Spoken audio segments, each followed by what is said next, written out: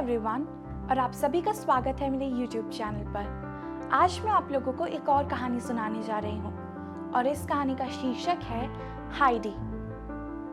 तो एक बार की बात है, एक छोटे से गांव में एक घर में हाइडी नाम की एक बच्ची रहा करती थी। उसके पेरेंट्स नहीं थे, इसलिए वो अपनी मौसी के साथ रहा करती थी।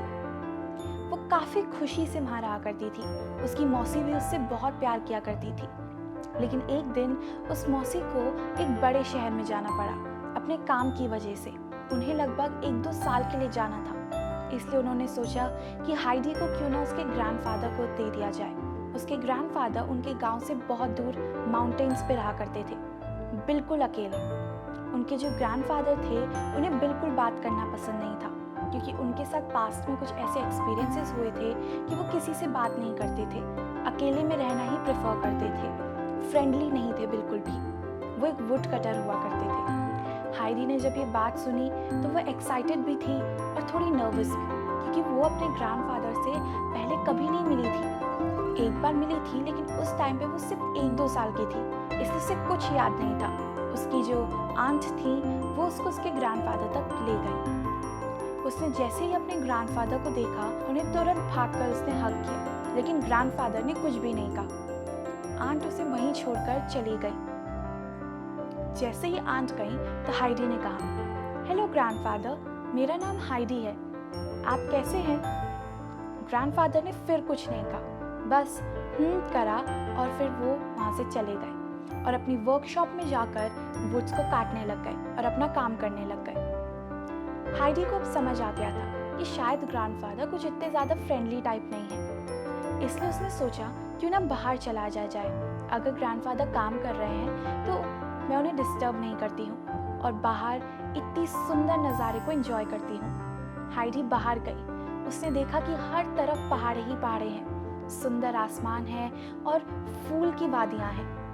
वो बहुत खुश हुई, उसने ऐसा नज़ारा कभी नहीं देखा था।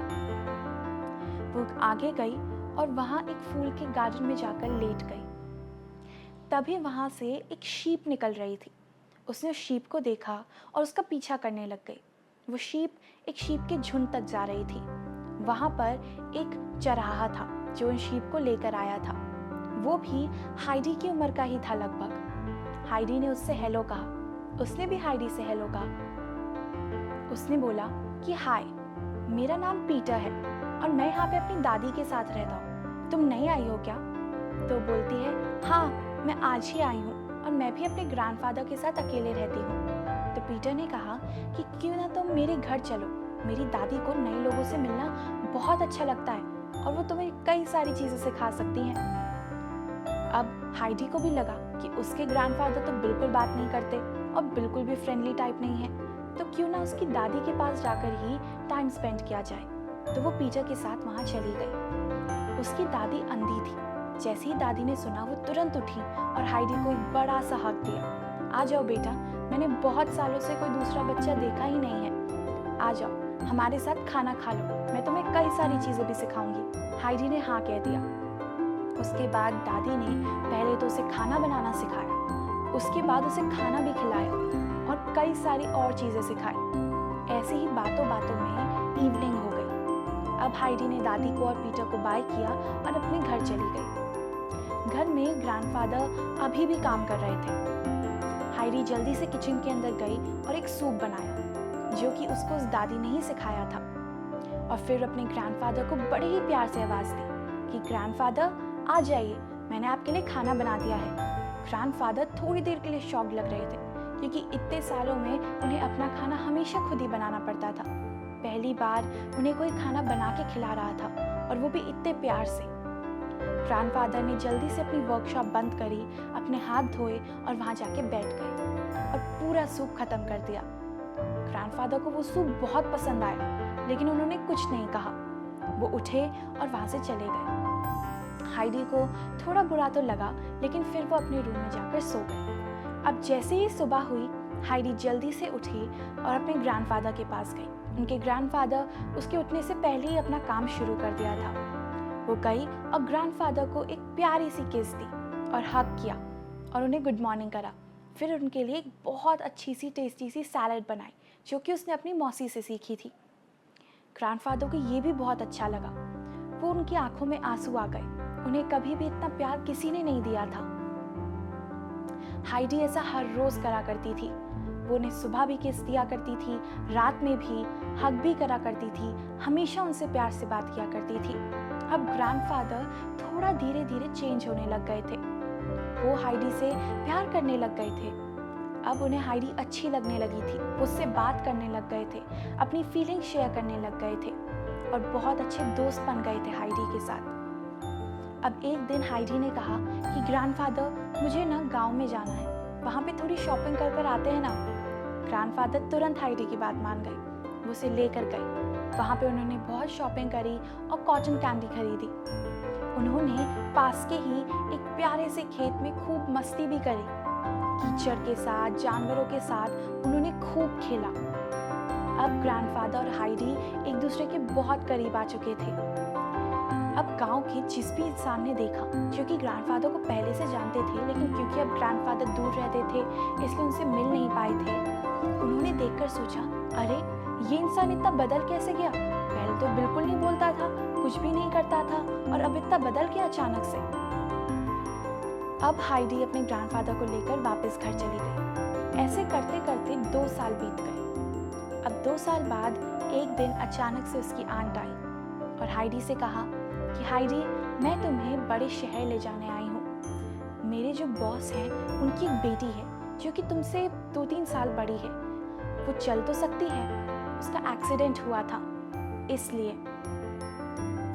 हाइडी को थोड़ा बुरा लगा। वो अपने ग्रैंडफादर को छोड़कर कहीं नहीं जाना चाहती थी, लेकिन ग्रैंडफादर ने कुछ भी नहीं कहा क्योंकि उन्हें पता था कि यहाँ से अच्छी लाइफ हाइडी को बिग सिटी में, उस बड़े शहर में मिल सकती है।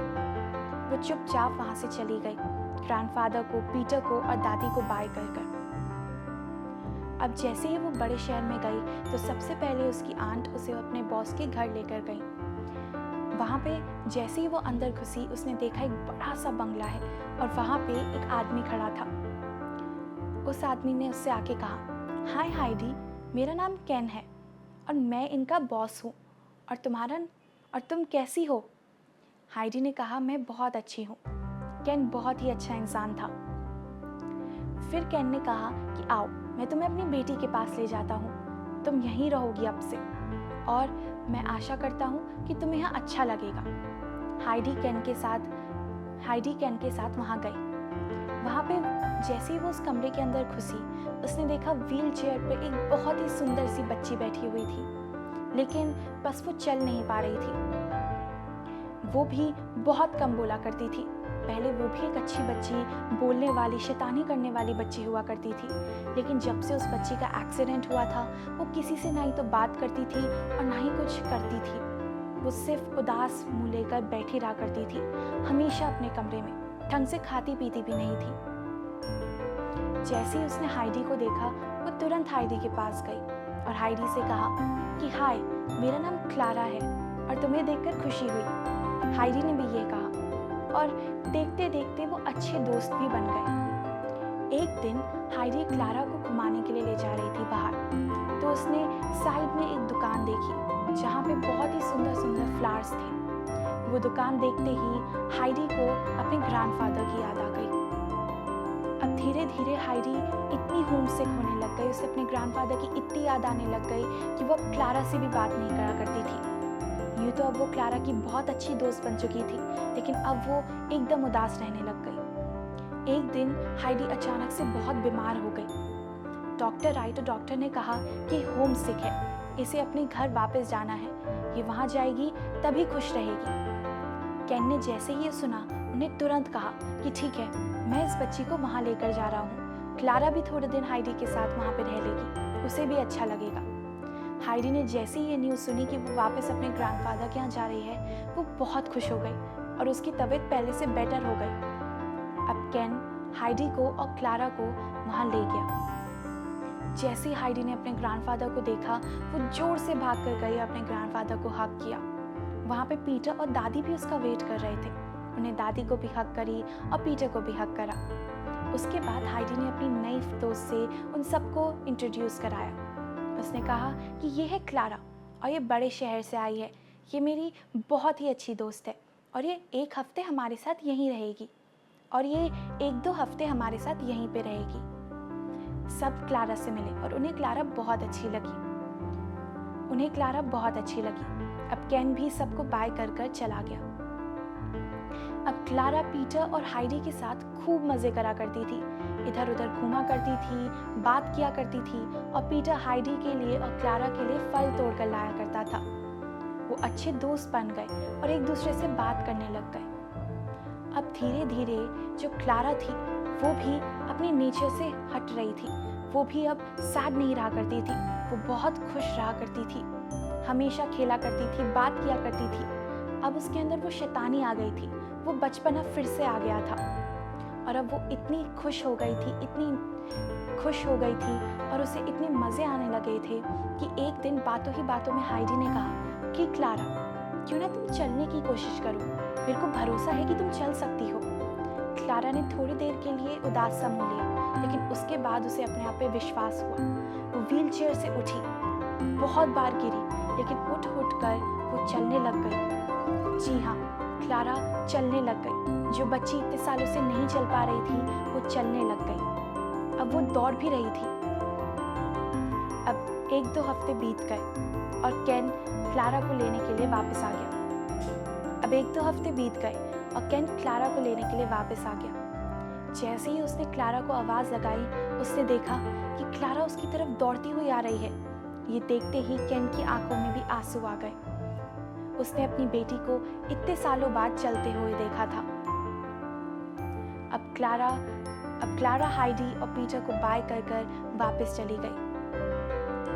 तो इस कहानी से हमें ये शिक्षा मिलती है कि अगर हम दूसरों से प्यार से बात करेंगे, उन्हें अच्छे से ट्रीट करेंगे, उन्हें अच्छा फील कराएंगे, तो आप उनकी पूरी ज़िंदगी भी बदल सकते हैं, उन्हें पूरी तरीके से चेंज कर सकते हैं। बस आपको उन्हें अच्छे से ट्रीट करना होगा, उन्हें अच्छे से बात करनी होगी, उन्हें एक अच्छा एनवायरनमेंट देना होगा, अच्छे फ्रेंड्स देने होंगे और आप उनका पूरा नेचर और उनकी पूरी ज़िंदगी बदल सकते हैं। Thank you.